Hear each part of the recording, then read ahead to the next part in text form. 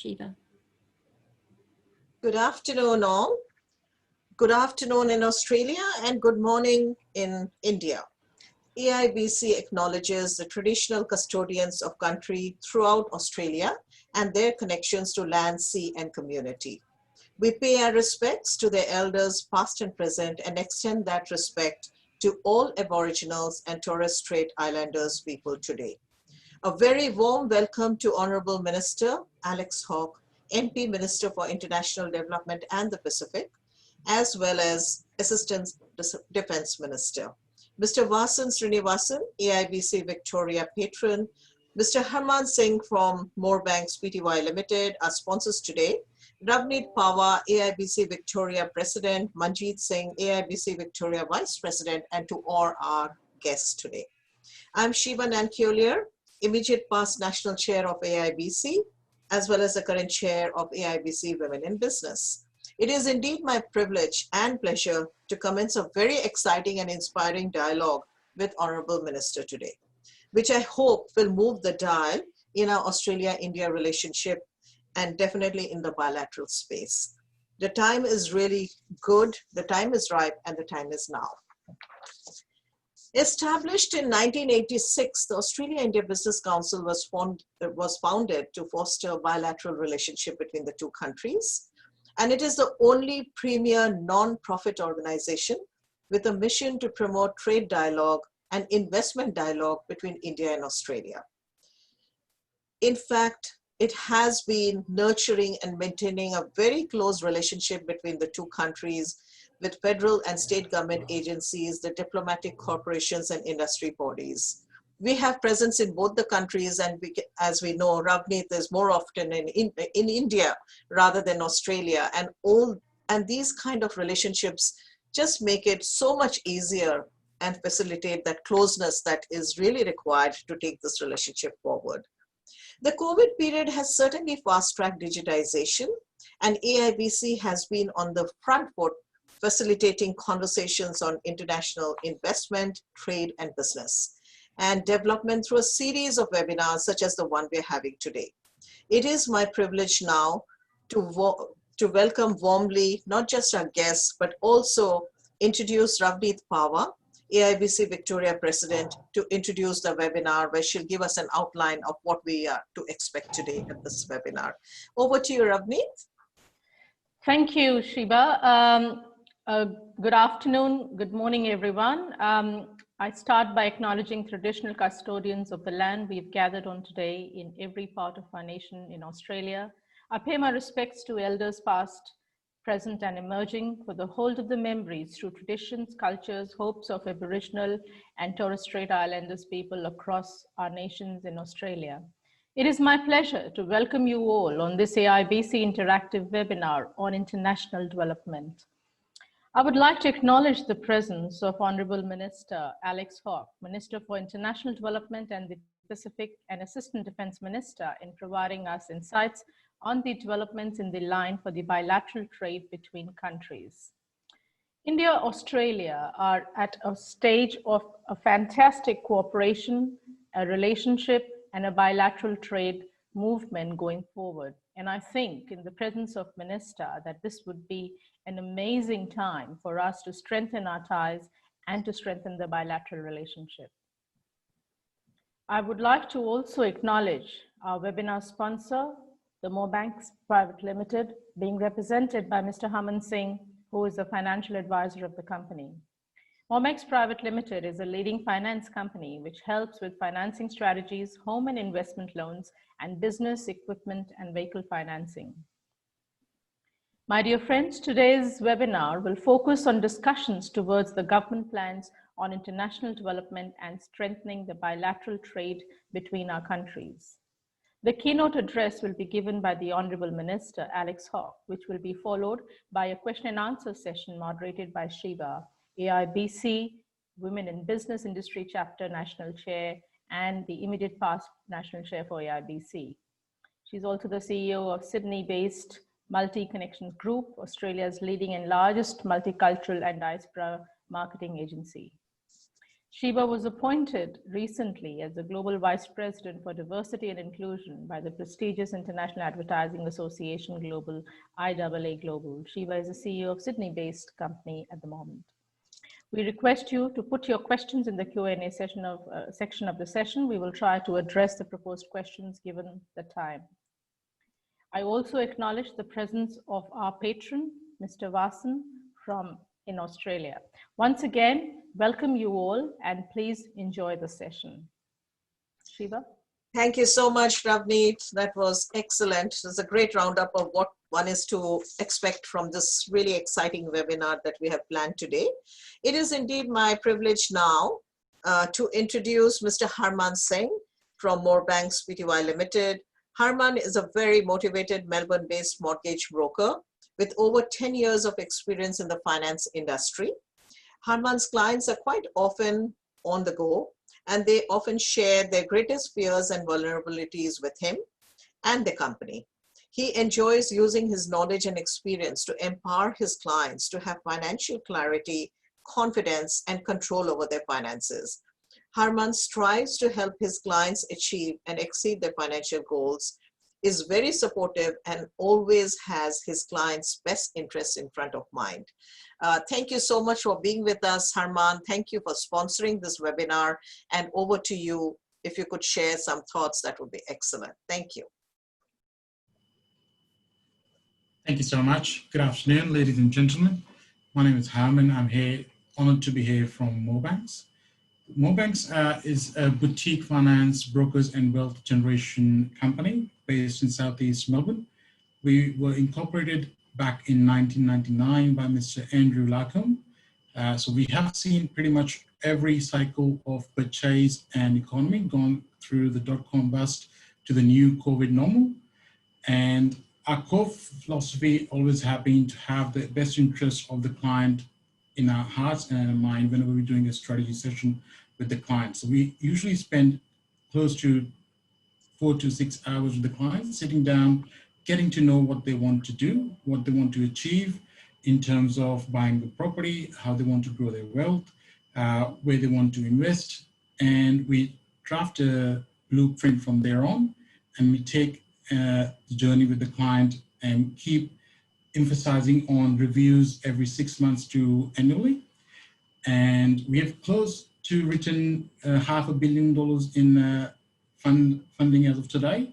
And during the COVID, strangely enough, being a strange time, we have revamped. It's been the highest loan written year so far in the last 30 years. The essence of it is lying because of the lowest level of interest rates that we have seen in the Australian economy. The RBA rate is at 0.1, and the banks are lending less than 2%. So this is the best time ever to get finance and get going with your dreams or your whatever you want to achieve in terms of residential or commercial. This is the best time to go about it, because the money is not going to go any more cheaper than this, what we are, what we are experiencing. In terms of also, we have expert panel on lenders for facilitate a lot of commercial and international trade.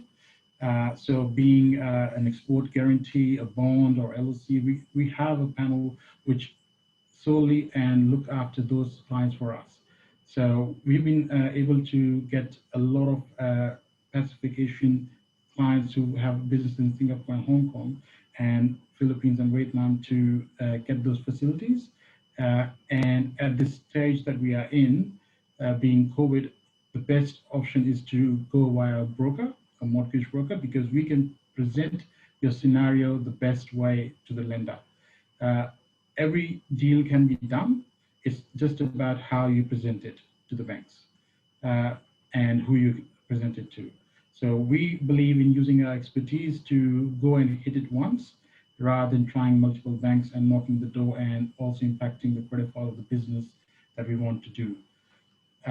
We at Morbanx today have a special giveaway that we have a book written by our owner, founder, Mr. Andrew Larcombe, called Mortgage Demystified. So if anyone who would like to get in touch with us and book a Zoom session with us for one-on-one strategy, we'll be giving out first 3 books for free, valued at $122.90. So it's a good bargain, and it's a great literature to understand how Australian funding works and what is required. So if you have any questions, just let me know and we can get it all addressed. And lastly, I'd like to thank everyone on the AIBC panel. And also, it's an honor to be speaking in the presence of the Mr. Honorable Alex Hawke, Member of Parliament. And I look forward to getting being an active participant of AIBC. And special thanks to Mr. Vasan for introducing me to this community, and look forward to the relationship moving ahead. Thank you. Thank you so much, Mr. Harman Singh, for sharing your thoughts. And during the, as you rightfully said, during the COVID period, financial decisions have played and will continue to play a very key role in our recovery. And probably one of the reasons we are delighted that you're with us today, actually, because this is so relevant. And it's relevant because these decisions will actually aid us in our recovery as well as, you know, going forward and growing as we go. May I now introduce Mr. Vasan Srinivasan, AIBC Victoria patron. It has been a privilege for me personally to have known Mr. Srinivasan over the years. Mr. Vasan Srinivasan is a well-known community leader. He is respected not only by the Indian community, but also by all ethnic community groups, and also by the mainstream community in Australia. Vasan has also held numerous high-level state and federal ministerial and advisory briefing and liaison roles relating to Indian student violence incidents and matters of importance to the multicultural policy with Victorian Multicultural Commission, Victoria Police, Victorian government, and federal government. Vasan Srinivasan is the first person of Indian origin to be appointed as member of the Australian Multicultural Council. For me personally, Mr. Srinivasan's sincerity and commitment are a total standout in anything and everything he decides to do. May I now invite Mr. Srinivasan to join us and introduce Minister Hawke, whom I believe is also already with us. Thank you so much, and Vasan, over to you. Thank you, Shiva, and you know that you were instrumental for me being part of this AIBC in Victoria. Thank you for bringing me back to AIBC after 10 years of my gap. And it's my great privilege and pleasure to introduce, I can say, my friend, my mentor, a great man who is leading New South Wales politics. And not only that, he was elected to Parliament in 2007 as a member for Mitchell, upcoming, future, and great person who played a role to establishing our current Prime Minister, Scott Morrison. I sincerely thank you, Minister Hawke, for that. And during our time from 2007, I do know Minister Hawke personally well enough, and we worked very closely in relation to the activities within the Indian community in Australia, and also especially in New South Wales. Minister Hawke played a major role in bringing us together in many occasions to make sure that we all have one platform to promote Indian culture and Indian business in this country. While he was an Assistant Minister for Home Affairs, I had a privilege to work along with Minister Hawke at various community consultation, which we are proud to say that we managed to achieve the 5 and 10-year parent visas for those who are coming to Australia, which was in the pipeline for many years, but we really appreciate Minister Hawke took it on his hand and he managed to establish this.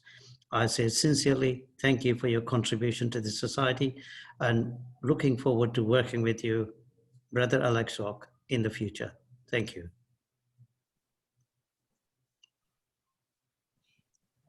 May I request Honourable Minister now to present his keynote address.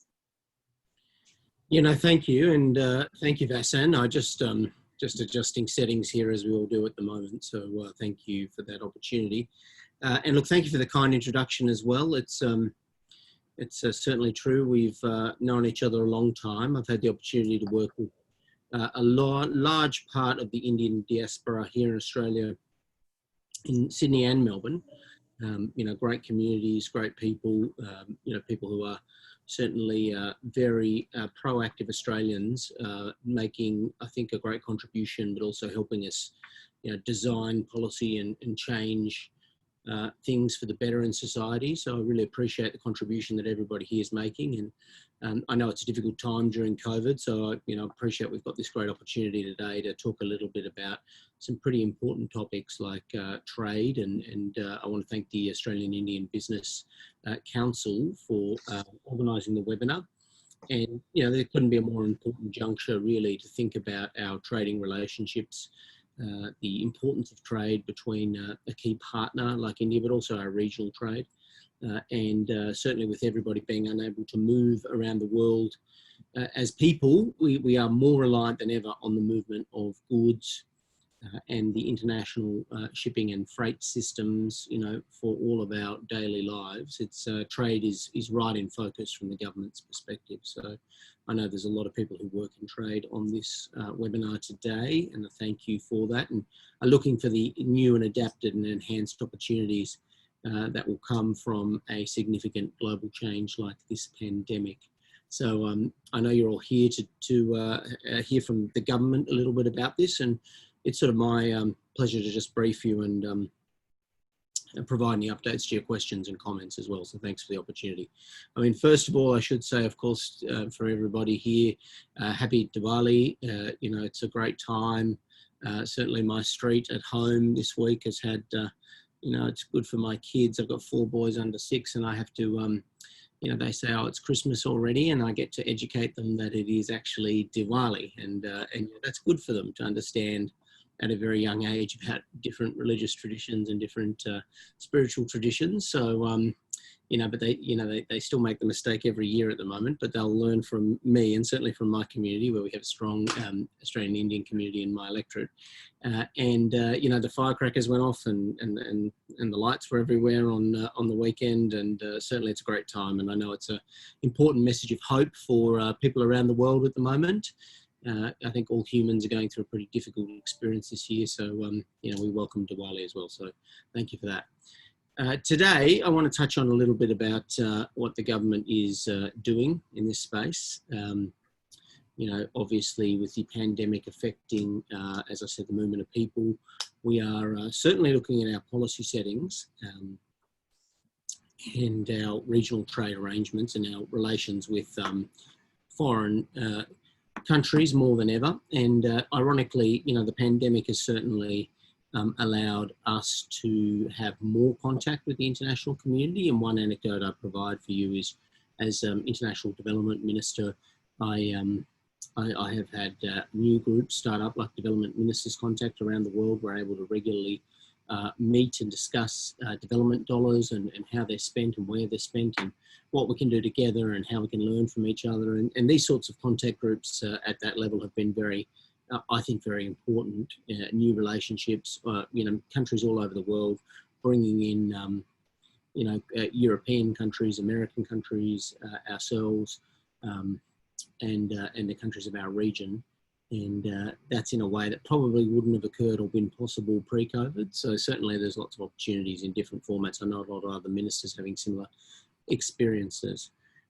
We obviously have a very ambitious vision for the Australia-India relationship in particular, and certainly working together, you've seen a lot of high-level engagement between our Prime Ministers, Prime Minister Modi, Prime Minister Morrison, and certainly a lot of trade engagement in recent times, and more opportunities like the Quad, which India has been involved in, to talk about important topics like regional security and Indo-Pacific security. And India and Australia remain, you know, very close partners and certainly working very closely together on the challenges that face the Indo-Pacific region. Australia, of course, has fared better than most countries, and we certainly assist all our partner countries with any advice or any support or any help that we can from the lessons we've learned from COVID. You know, I don't need to tell people here the impact that has had on our global economic system, on our free trade system around the world, and the challenges that have come from it. But I think the key to us doing well in the future of the global economy is that strength of relationship that we have with key countries like India and like others in our region. And you've seen recently the foundations of that are being supported heavily by this government, with many key announcements showing some regional leadership, including $500 million for vaccinations in our region.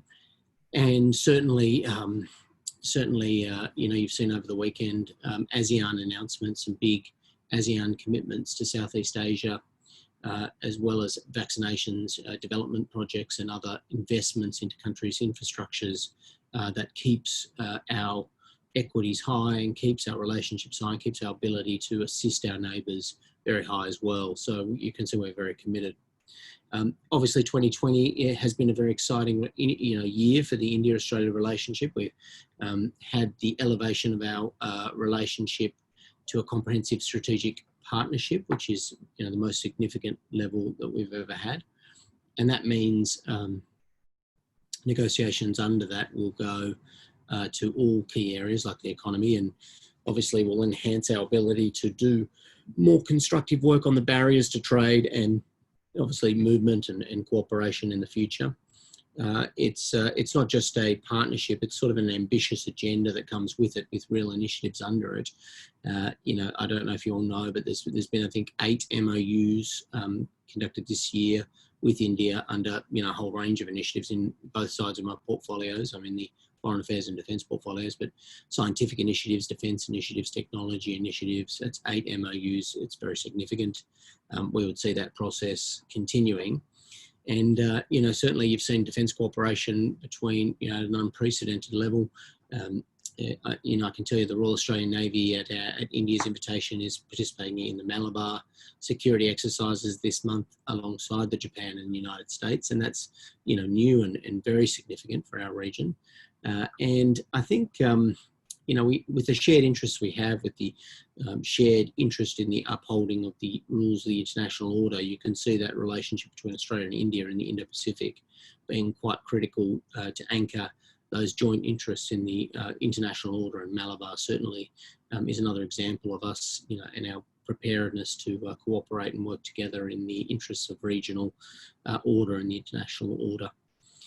We're working with India as well in a large range of international forums to shape the future of our region. I mentioned the Quad, the G20, obviously, the WHO, the International Maritime Organization, and the Solar Alliance, and all of these critical functions. And really great partnership between us because we both share that commitment to the multilateral and international order that I think is vital. And it does set us apart from some of the recent US policy or other countries' policies, and sometimes there is a criticism of Australia for not charting our own foreign policy course, but our relationship with India is certainly an example of Australia standing on its own 2 feet, working with a key partner that is not the United States to support the international order. And we certainly welcome that ongoing relationship with a key world in the international player like India. We're obviously looking forward to working closely with India to support the G20 presidency in 2022. It's a very significant development. And, you can see with such a busy bilateral and multilateral agenda, it's important we stay focused on it. There are many challenges this year, but, we can take advantage of the situation that has come out of the pandemic to continue to lay the groundwork for a even stronger relationship in the years ahead. You'll see in the development space as well, and I am the Minister for International Development, we're working very hard to make sure that the pandemic doesn't undo all of the development gains that we've been able to make with our partners over many, many years. And certainly the forecasts about poverty and people that might fall back into extreme poverty in many developing countries in the region are quite frightening numbers. And it only makes sense for countries like Australia to respond swiftly as we have, to put supports in to stop as many people as possible in conjunction with our partners from falling into poverty or falling back into poverty, so that we can obviously ensure a better foundation as we try and get through the difficult economic climate that is ahead for a number of years. So we're heavily invested in that. Our national response is drawing on all parts of our assets, our national assets, diplomatic, economic, security, And my portfolio is a good example of that, where we're able to draw together a whole of government effort to do this.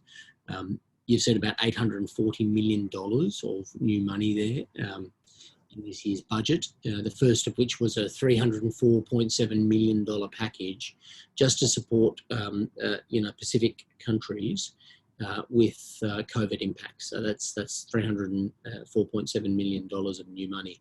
And that will obviously go a long way to providing the support I've been talking about there to stop more citizens in our region from falling into severe poverty, which will help with economic recovery. It sort of builds on the earlier stage. In the beginning, we reallocated about $280 million, and that was reallocated from all kinds of budgets, our development budget, but also we sort of added on through the defence budget operations that couldn't go ahead. We're able to reprioritise money in a number of portfolios to make sure that we did offer immediate support during the pandemic.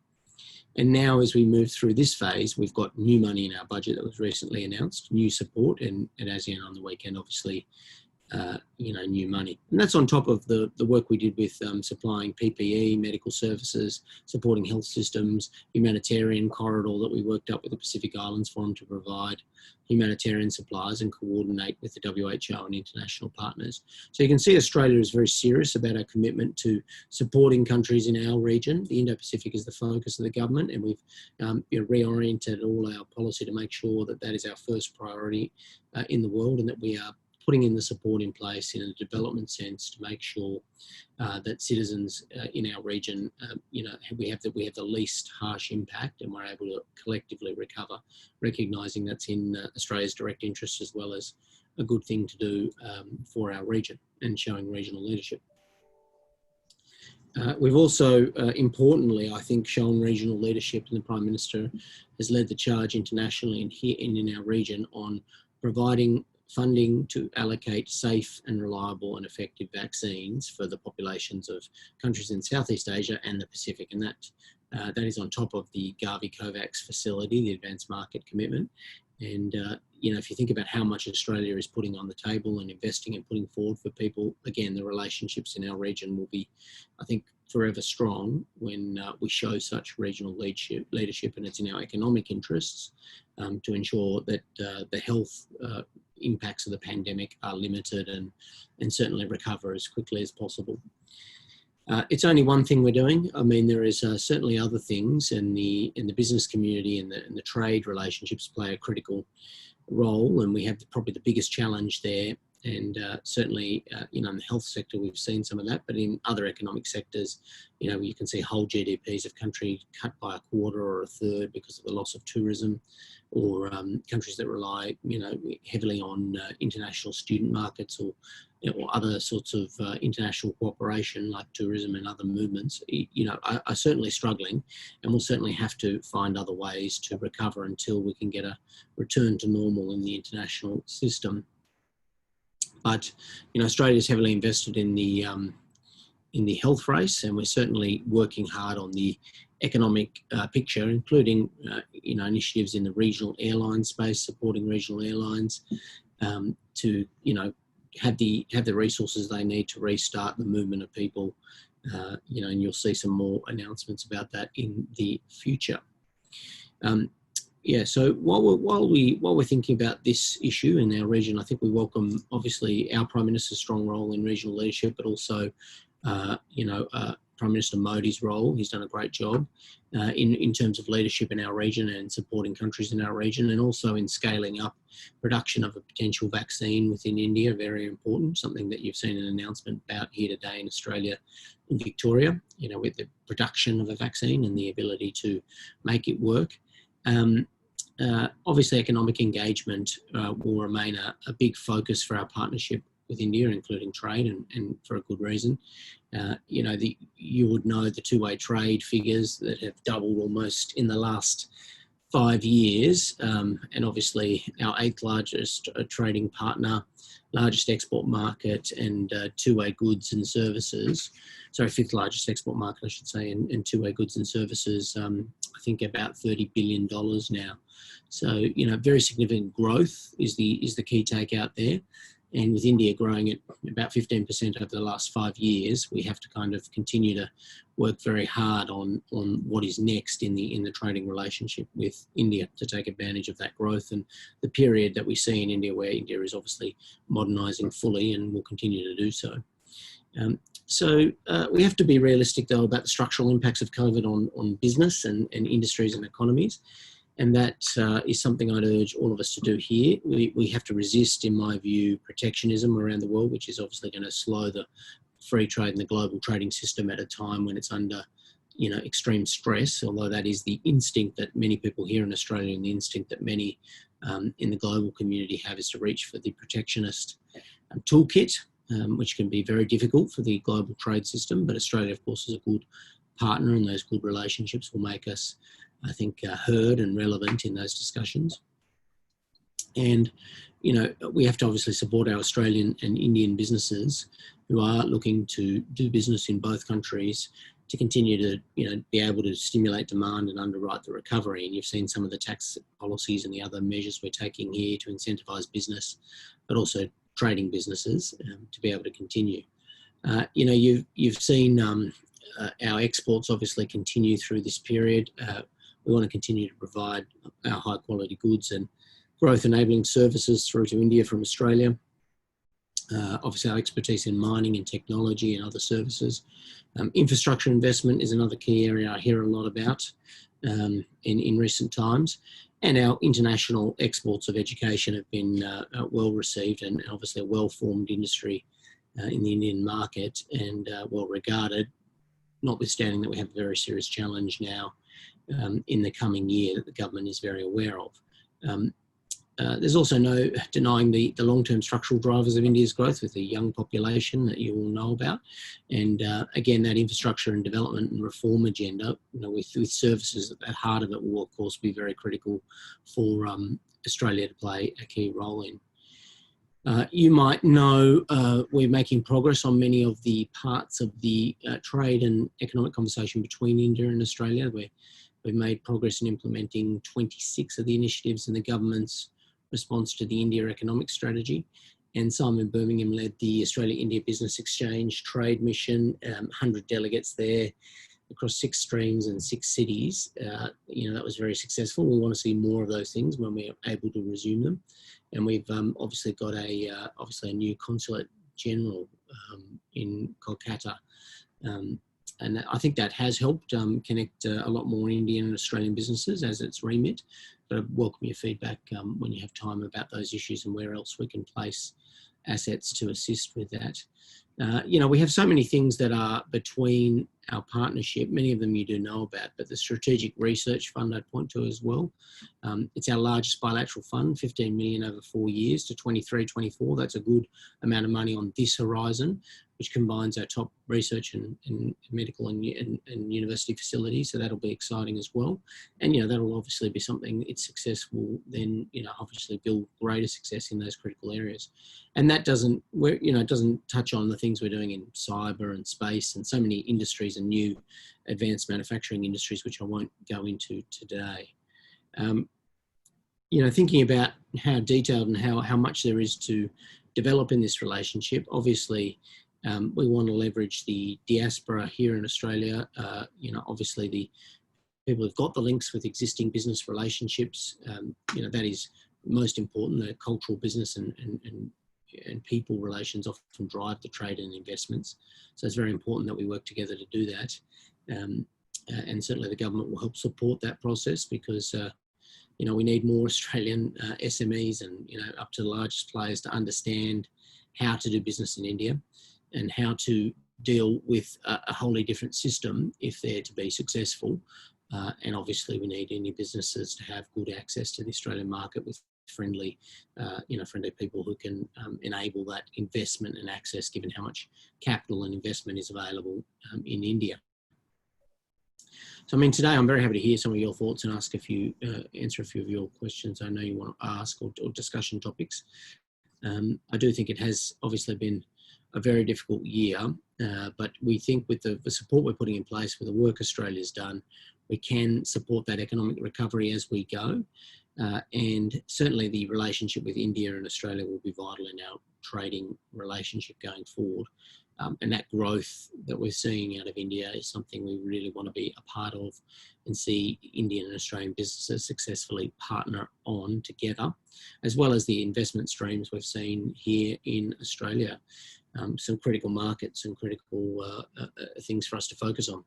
So with this collaboration, I think with the strong diaspora, we've got the excellent partnership between our two countries internationally.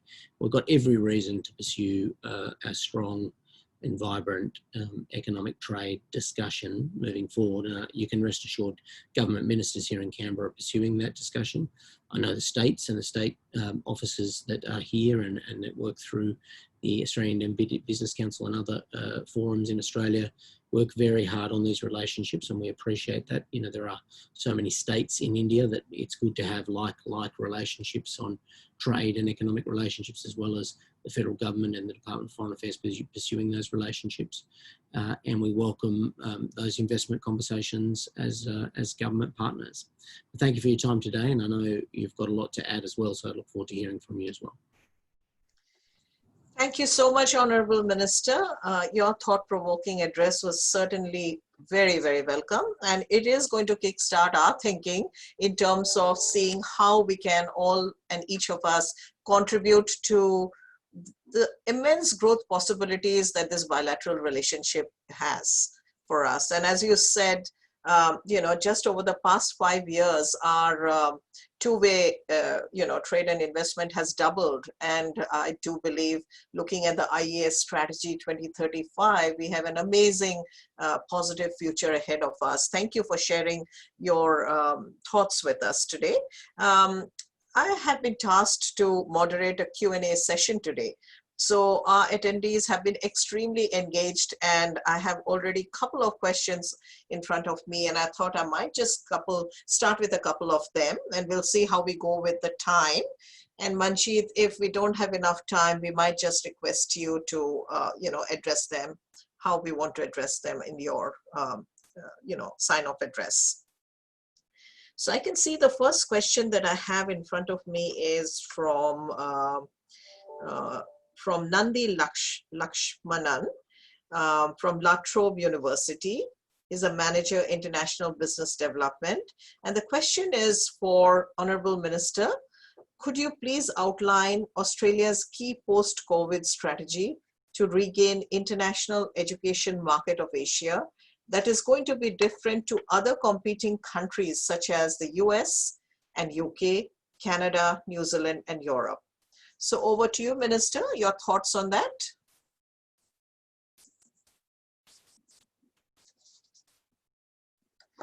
I think you might have to unmute yourself. Yeah, there you go.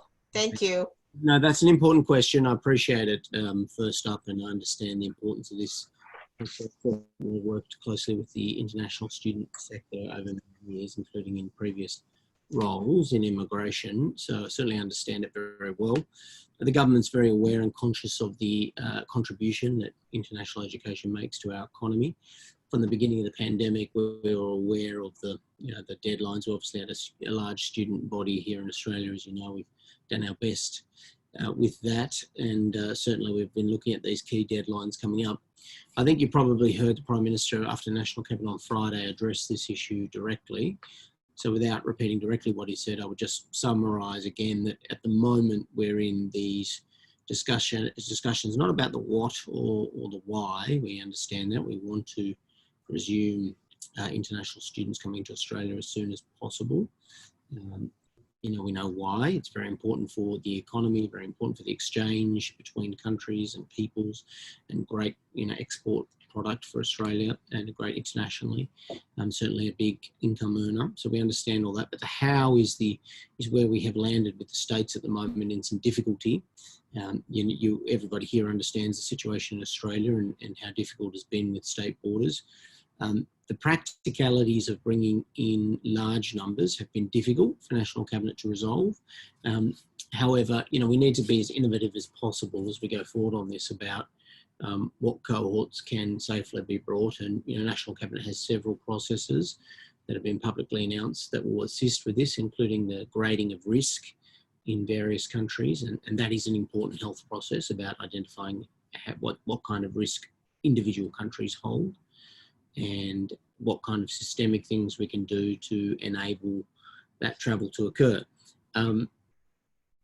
I think you might have heard the Education Minister is working, I think probably as one of his top priorities on this issue, working with those states and territories, and obviously to get people home as well who are in vulnerable situations. It's a very difficult time both ways, getting Australians back to Australia and getting people back home as well, but we're working on all of those things. So look, while the forecasts were fairly optimistic for a while there that we'd be able to get to some sort of resumed international student understanding, we now have to work with the states very closely, and I think the National Cabinet process is good. The Prime Minister's committed to it, but we have to work through each state and territory to make sure we can get that how to be an effective mechanism. So I think that's where we're at. It may take a bit longer than we would have originally planned for, but everything in COVID is taking more time than not. But you can rest assured that it's an extremely high priority.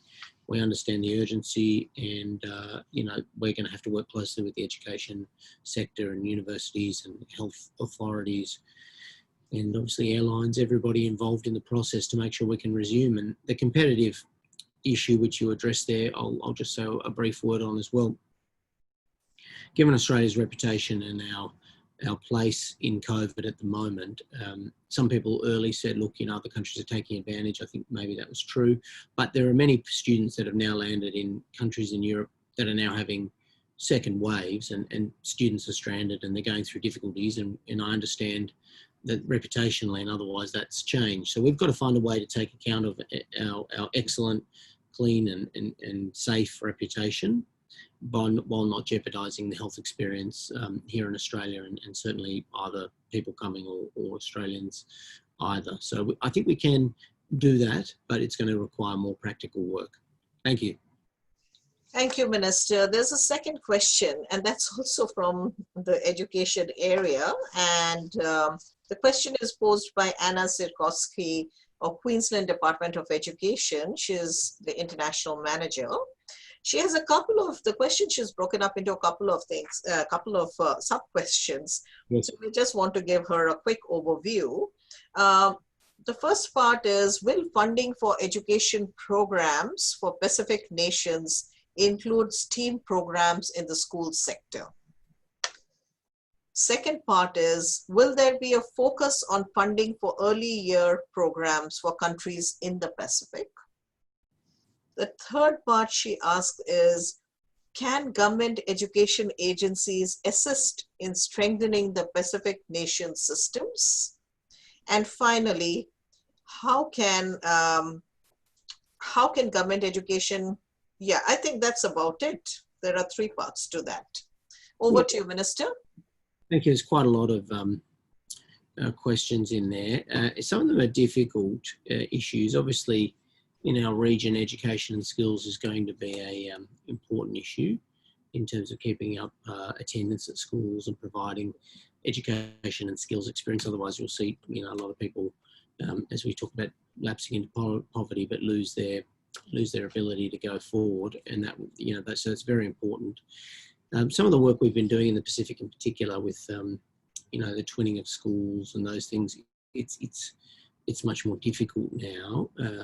With COVID. So we're certainly looking at that money, how to use it practically in our education systems to, if we can reprioritise it or take account of the situation in COVID. Sometimes we can promote, we've got this, things like a science circus in PG, these sorts of events that used to go ahead. We might be able to do digital or other delivery mechanisms, but as you can imagine, there's some question marks over delivery of programs in many ways in the school sector, which is something we're working on. There'll be more work done on that. We're certainly a member of the Pacific Early Childhood Council, which you probably already know. Collaborating with the World Bank and UNICEF, we certainly look to partners who are delivering country to do as much as we can of the delivery, and if they are able to continue to fund those programs. During this crisis, Australia's lifted its funding for different programs especially, in the health space, vaccinations, Gavi, different things, but in the education space, if we're unable to deliver projects, we probably look to fund existing projects that are working. So certainly that's another area. And given we are one of the biggest funders of schools in the Pacific already, that's important that we cooperate even more closely with those partners. And I know there's a lot of interest in Australia. I mean, I've got, a school, my electorate wants to open a school in the Solomon Islands. I've got, big donors in the agriculture sector who want to invest in skills for, workers that come under the seasonal workers program in the Pacific Labour Scheme. So a lot of money, a lot of interest, a lot of appetite for skills and education investment in the region. It's just working through COVID and enabling that investment. And I think I've forgotten one of your questions, which might be the last one. Last one, yeah, it's about government education agencies. How can they assist in strengthening the Pacific nation systems and practices in the school sector? Yeah, I think so. The question is obviously from the Queensland education sector. So, we do some work with partnership with states in the Pacific. I think, I'm not sure you probably know about most of those programs. TAFE Queensland is the managing contractor of our flagship skills investment, APTC, which is, I've been up there and visited them, obviously, last year, and I've seen the APTC in action, which is the technical college that Australia invests in throughout the Pacific.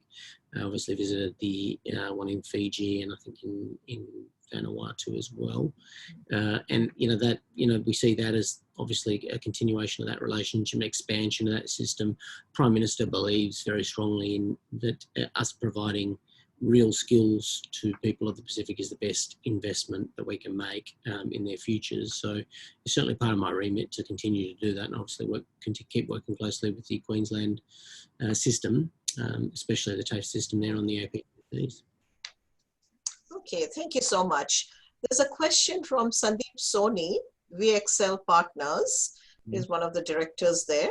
Looking for grant funding for an export-oriented project for setting up 200 exclusive stores in India for Australian FMCG products. I'm not sure how this comes into the picture, but perhaps your thoughts?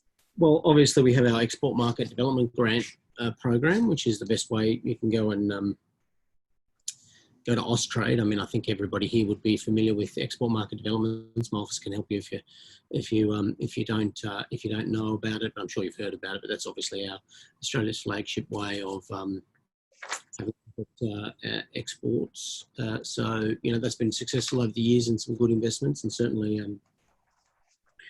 we've increased the budget recently for the export market development grants. I think it's now, what is it? What's the latest figure? I just can't remember. So I think it's increased. It's about 207 million this year, is my understanding. But you have to prepare and lodge an application, I think, by the end of November. Obviously, for expenses you incurred in any previous year contract. But so you can get the right advice there. But the export market development scheme's got a good reputation. It's been going a long time, and obviously you have to apply for that yourself, but we have a grants program tailor-made for people who want to export. Thank you for that. Maybe I'll just go for this last question. And this is from Mr. Narasimha Vishwanathan. He is the chair of the Make in India chapter at Australia-India Business Council. His question is, in your view, what specific areas the growing skilled migrant community from India can contribute to both the economic and social development? So your thoughts on that one? Yeah, look, it's a really, it's a difficult question because they already are contributing in so many diverse areas of the economy. Especially people who have migrated here from India. But there's some sectors I flagged, I think, especially services sector for the Indian economy. Obviously there's a lot of interest in investment from India to Australia, but for Australian businesses, the services sector, is obviously going to be very, very significant, important to a growing economy. And obviously infrastructure, I flagged that as well, but that's more of a, business side. I think services sector is probably the one I'd nominate as the greatest opportunity between people when you think about it. You know, the high quality of our services in Australia, and when you think about the growth that we're talking about, 15% growth in every sector in India, services are certainly going to be in great demand, and the quality and the Australian standards that people get here in all different professions and at all different levels, whether it's building or, you know, or it's a professional or other standards, certainly are right for export. I know a lot of businesses and people here in the diaspora are taking advantage of that. But, you know, that two-way exchange really has to be better enabled by both countries, India and Australia, to sort of allow a freer exchange of trade. So we understand that as well. Thank you so much. I think I might just, you know, end the question session here. And I have to thank Honorable Minister for an amazing keynote address. And I've had the opportunity once in a while to interact with you, but not as intensively, as closely as Mr. Vasan Srinivasan. And I'm really glad that I did manage to catch up with you today in this moderating session. There were three things that actually stood up from me, for me. And that's something we do in these webinars, because we love to try and see what are the three key things or the key takeout that came from your keynote address and your thoughts that you shared today. And from my perspective, I thought the three that were really, that resonated very well with me, and I'm sure with the audience: international meets and contact groups to learn about best practices. It's been the best thing. I mean, I know COVID has a lot of disadvantages, but one of the best advantages has been that amazing networking which has happened across the globe. So thank you. That definitely is a great pointer that you pointed out today.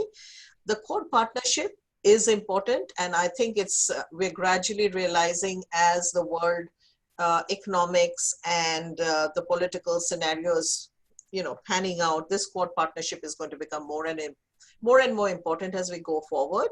The CSP has been an amazing partnership.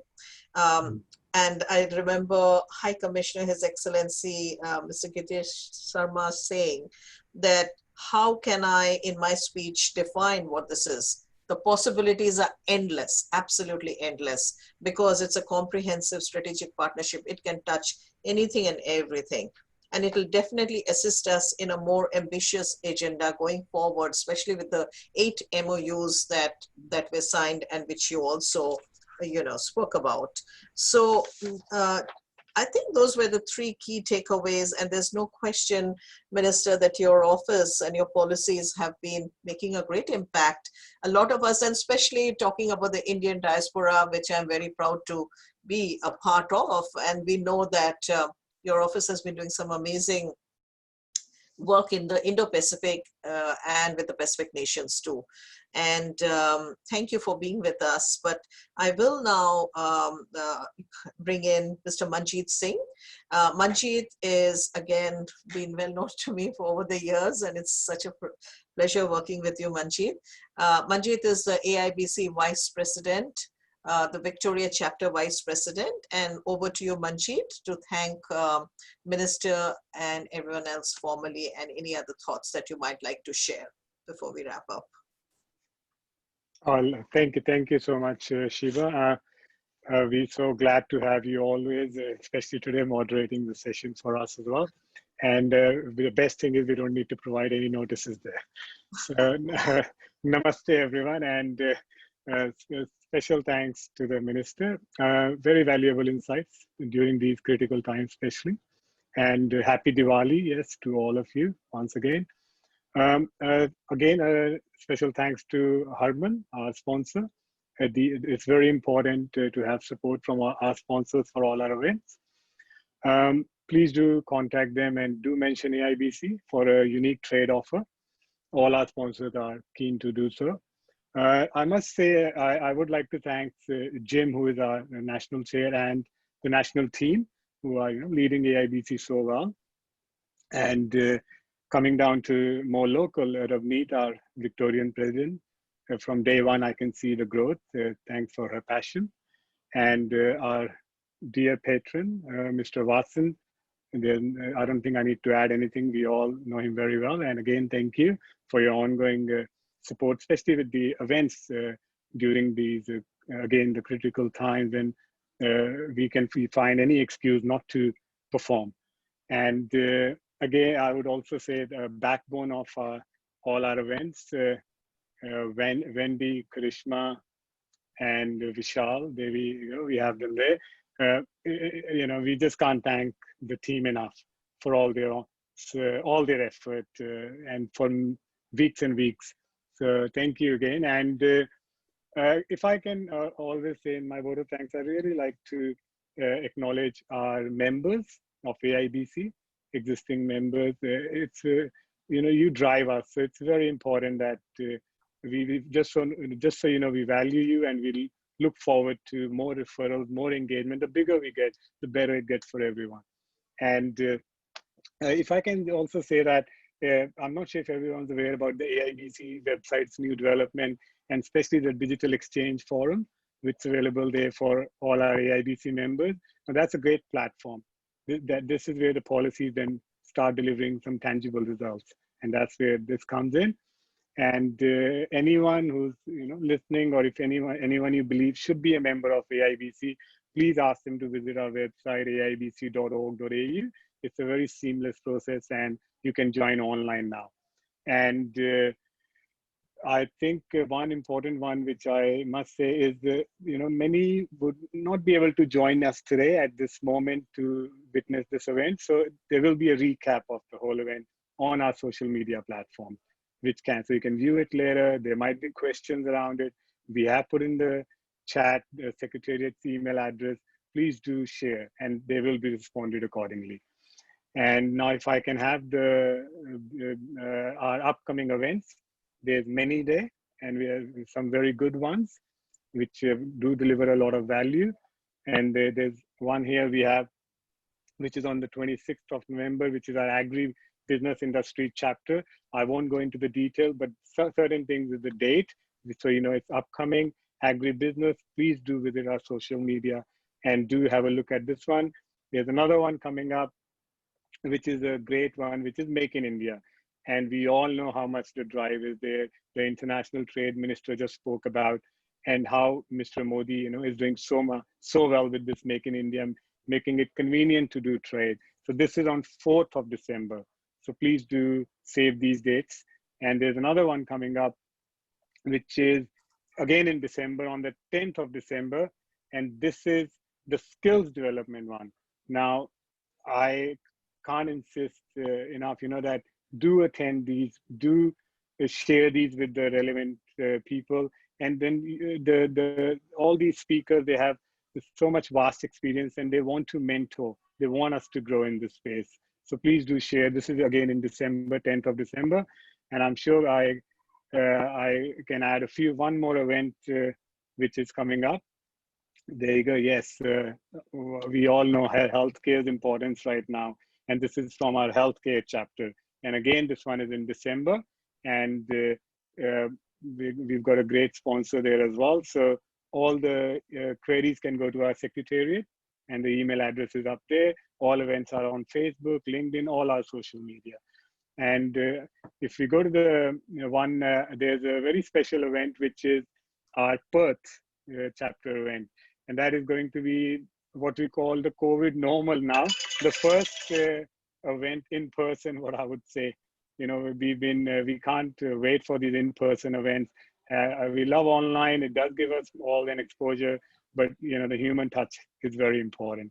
And this event, there are still some seats available, is what I've been told. So if anyone who's around, we know travel restrictions are there, but anyone who's around, please do make yourself go online, book it for yourself, and do enjoy this great event. So I think we've covered them all. And thank you, Shiva. Over to you.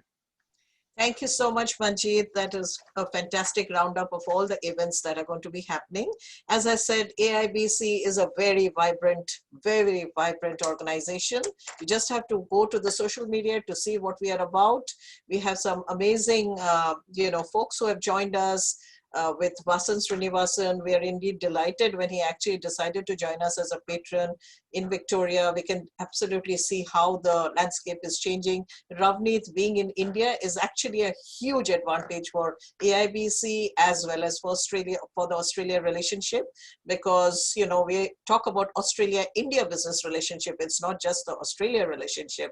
So we have some amazing, and Harman, you know, let me be very frank, definitely you're going to get some calls because finance is very important. And if you have a special offer for AIBC, nothing like it. This is the only way we can help our members to see how they can get back and their finances back on track during this tough times. So Wendy, thank you. Vishal, thank you. And a very big thank you to everyone who has dialed in from India as well as Australia. Lots of officials, lots of attendees from the Northern Territory, I can see. Thank you for you know, being a part of this discussions and for sharing your questions too from the other states, including Queensland. A happy Diwali to all of you, and we will dial out now. Thank you everyone, and bye.